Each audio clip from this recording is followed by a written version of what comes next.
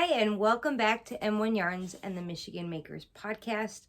I'm Jamie, the dyer behind m1yarns.com, coming to you today from Metro Detroit, Michigan in the United States.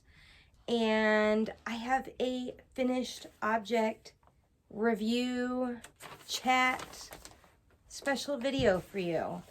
Fresh off the knitting needles. Set this aside.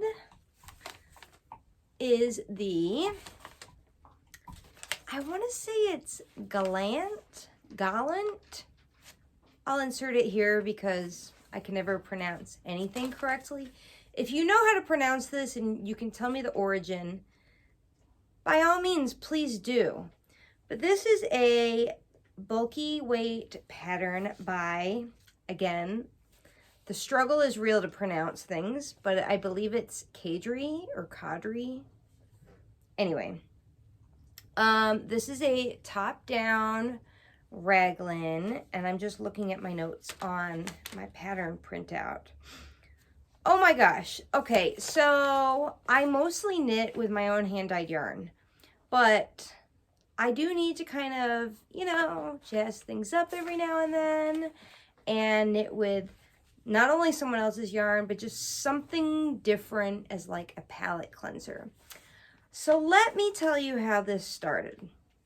All right, my friend Amanda, whose business name and Instagram handle and all that good stuff is MelantedBohoBae, and I'll insert it. She is a phenomenal yarn spinner and all-around creative soul who I just adore. She had a little shop update, so I thought, okay, let me go treat myself to something fun. She had these two skeins. I think I've got, oh, don't mind the dog head. He wants to be in the video. I think I've got a photo of the yarn wound into balls, but I don't have a photo of the yarn in their beautiful skeins. But each of them were about this big, like just massive. And one featured a little more orange and one featured a little more pink. And they both were just super fun. And I just thought they would make something interesting. So I thought about how to use them. I thought, do I want a bulky hat? No. I definitely want a sweater. I love knitting sweaters. So I thought it would be fun to mix it in with some just bare ivory bulky yarn that I actually had on hand. I had some left over. I had like 5 skeins, I want to say, left over from a project, a cardigan I knit for my husband a couple years ago. I'll insert a photo. And so, yeah, this is a size small. I'm a 36. This is a size small, which is supposed to be a 35.5. I have, a little bit of ease in this, not too much, but I like my sweaters kind of fitted. And initially, in a previous podcast episode, I showed, I think I was down to the sleeve split, and I showed my progress so far, and it looked pretty different. I was doing in that one every third row, I would do 2 rows of the ivory, and then the third row would be the handspun from Amanda. But then when I was editing that video and got like a different perspective of it, I realized it wasn't jazzy enough. It needed more. So then I switched to every other row of the handspun.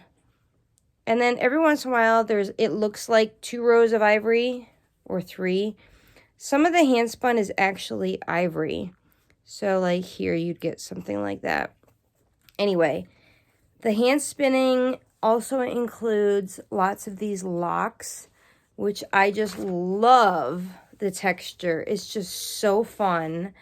It just feels really like, the locks themselves are super soft, but the essence of it is super,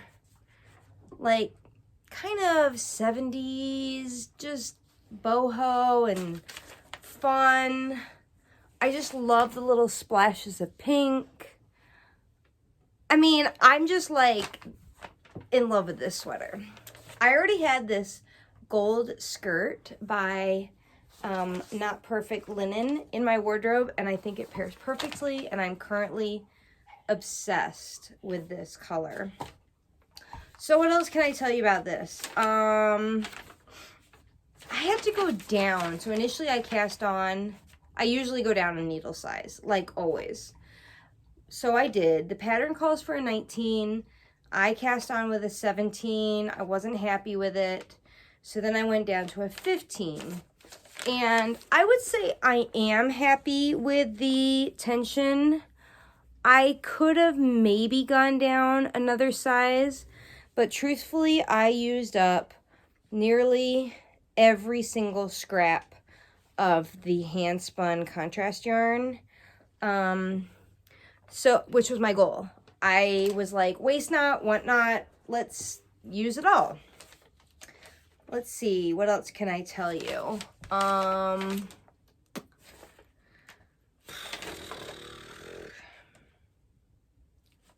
Yeah, it turns out they don't make 9-inch circular needles, which I love to use for sleeves, for a size 15 or up needle, which is a bummer.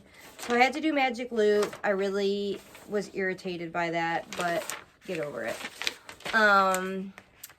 Let's see what else. It has an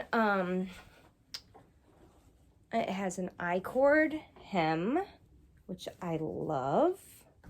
And then I chose to do ribbing for the sleeves just because.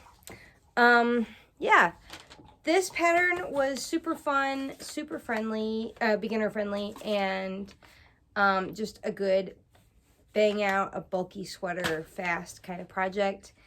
I can't say enough good things. I adore this yarn. I adore Amanda. If you don't follow her, you need to.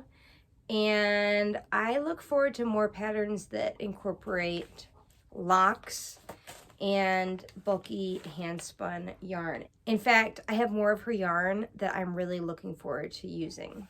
So that is my Gallant, and thanks for joining me. I will see you on a future episode of M1 Yarns and the Michigan Makers podcast. Until then, happy knitting, happy crocheting, happy fiber time. Bye.